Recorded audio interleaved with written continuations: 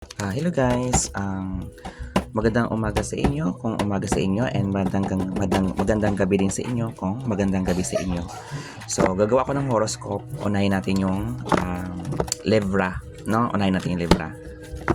So, kung magre-resonate ka dito, para sa'yo to. Pero kapag hindi to sa'yo magre-resonate, huwag mong kunin. Hindi to para sa'yo, okay? So, unahin natin ang Libra. Okay, so wait lang. Unahin natin ang Libra.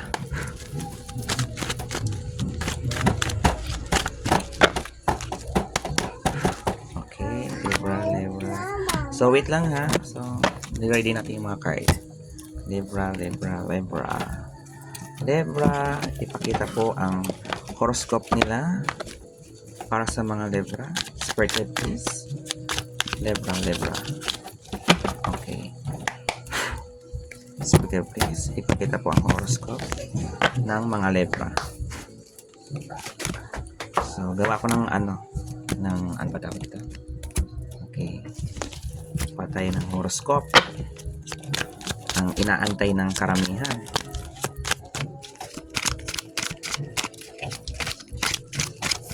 Forget this.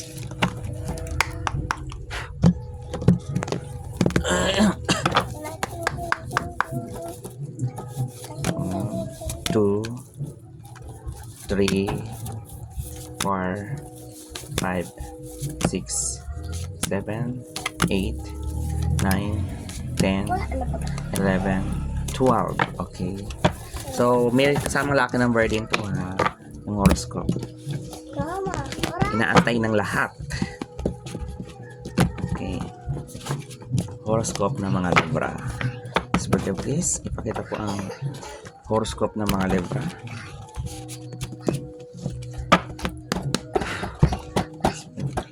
Libra.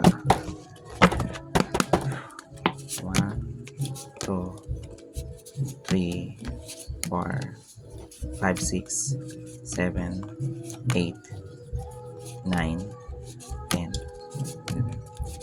Okay? Makinig kayo sa mga Libra. Para sa inyo to.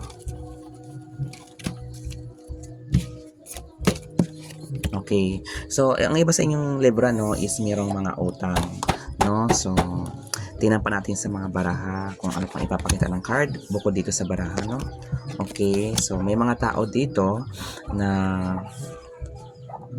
kung ano daw po yung ginawa mo sa kapwa mo, meron daw po itong balik, no? Kung halimbawa maganda yung ginawa mo dito, maganda rin po ang ibibigay sa universe. Pero kapag pangit din daw po ang darating sa iyo. So kung anong ginawa mo, yun din daw po ang babalik sa iyo. Okay? So iwas ka rin po sa mga pagkain na kinakain mo, no? So mga pinapasok mo na pagkain, ingat-ingat sa mga kinakain. Okay? And then pinapakita sa bara dito, meron kang mga makaka-encounter na mga toxic na tao. At may mga tao dito na dinadown ka. Palihim kang dinadown. And then, kung kayo daw po ay dinadown ng ibang tao, iangat ka daw po ni Lord. Yung masabi ng card. Saka mag-cleansing daw po kayo, no? Kasi meron ako nakikita sa baraha mo dito na negative aura. So mag-cleansing ka, maligo ka po ng asin. Yung dahon ng atis, pakuluan mo. And then, lagyan mo ng isang kutsarang asin. Okay? Magpakulo ka, mag-cleansing ka. May negative aura ako makikita sa iyo. So, may mga tao daw po no na ayaw sa iyo. So, kung may mga taong ayaw sa iyo, dead man mo na lang, 'di ba? And then, ang iba sa inyo, bibiwag mo yung iba sa inyo no, kung mayroong trabaho, pwede kayo ma-promote. May reward ako nakita sa card. So, kung ikaw po ay nahihirapan sa trabaho, kailangan mong pagtiyagaan yan, no? So, ano po sabi ng mga card mo? So, pinapakita sa card mo, no, is mag-cleansing ka kasi kapag nag-cleansing ka, mawawala yung negative na nakakapit sa katawan mo kasi may negative aura ka na nakikitaan sa baraha. So, may mga kabiguan ka din po nakikitaan sa card. So, para hindi ka mabigo, no? Gamitin mo lang yung talino mo kung gusto mo mag-success sa buhay. And then, pinapasabara dito, no, maaring ang iba sa inyong Libra is magpapahula or magpapa-tarot reading, no. So, mayroon ako nakitaan sa bara dito na isa sa inyo is magpapahula. At ang iba sa inyo is stress. May stress card ako nakikitaan sa barahan nyo, no. Ingatan ang sarili kasi pwede kang tamaan ng stress, anxiety, depression. Ang iba sa inyo hindi makatulog ng maayos. Yan po sabi ng card. At ang iba naman sa inyo, no, about sa family, nabibigyan naman daw po ng pangangailangan about sa family. So, happy family dito, no? Ang iba sa inyo, walang problema sa pera. Lalo na sa family. So, kumbaga parang mabilis yung kaperahan sa mga Libra.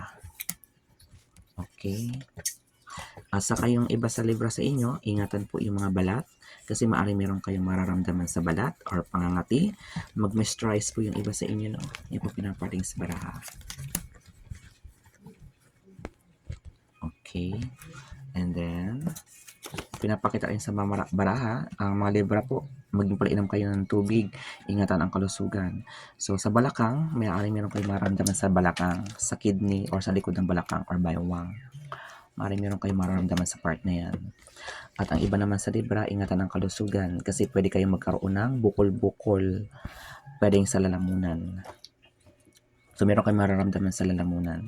At ang iba sa inyo sa Libra is merong acid. So, pwede kayong magkaroon ng ulcer. So, be careful kayo sa mga kinakain din. And then, pinapakita rin sa card na to, kumain din sa tamang oras. Be careful sa tiyan. Maaaring magkaroon kayo ng problema daw sa bituka. Be careful sa bandang kulon. Baka tumaas ang iyong acid. Baka magkaroon ka din po ng problema sa, maaaring magkaroon kayo ng problema sa, magkaroon ng appendicitis or appendix. So, ingatan na po yung kalusugan. So, maging pala-inom kayo ng tubig, no? More water kayo. So, yan po ang pinapakita ng card. Okay, so ang lucky number naman is 4. Bay, kung may pintelpin ko doon. Ang lucky number is 4, 6, 23, 22. Okay na ba? So, may lucky number yan para sa mga Libra. Tsaka, bond paper. Bilis, bond paper. Ilan? Kahit ilan, bilisan mo. Ahin. Bilis, andyan.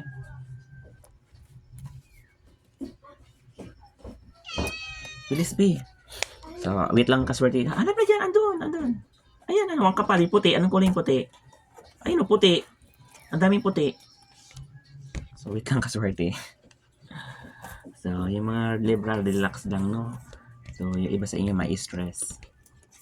So, parang na-absorb ko din. Hindi mo pa nakuha? Ayun, no, sa ilalim, may puti na yan, makapal na puti. Yan. Kita dito yung puti, eh. Oh, mahulog na yung puti, di ba? Ayan na, oh. Hala, di makita yung bond paper. Ang daming bond paper, di mo makuha. Ano ba yan? Diba, ang daming bond paper, oh.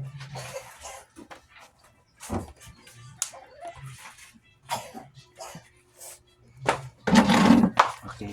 So, yun pa inaantay ng karamihan. Susulat ko dito yung lucky number.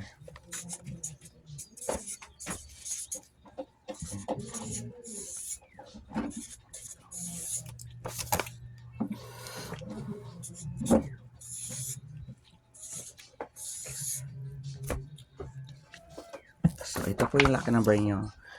6, 4, 22, 23.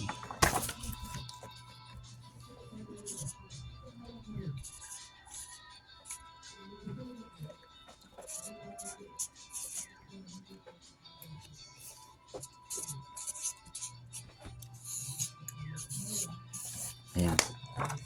So, pinagsama-sama ko na, no? 2, 3, 4, 2, 2, 4, 6, and then 2, 3, 6. Pero ito yung lucky number mo. Combination number yan sa mga Libra. So, good luck. Good luck sa mga Libra. Horoscope ng mga Libra. So, kung mag-resonate kayo yung sa reading para sa inyo, pero kung hindi resonate sa inyo yung tarot reading is hindi para sa inyo. Okay? So, good luck.